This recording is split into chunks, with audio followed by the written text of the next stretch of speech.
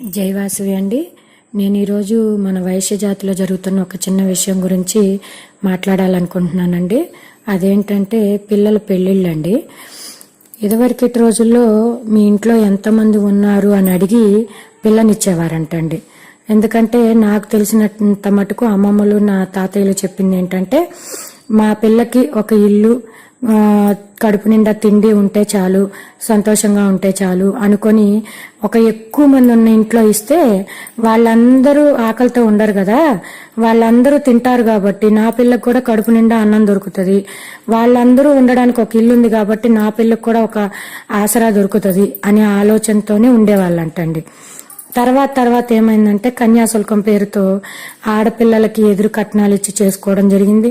మళ్ళీ కాలక్రమేణా వరుడికి కట్నం ఇచ్చి చేసుకోవడం జరిగింది.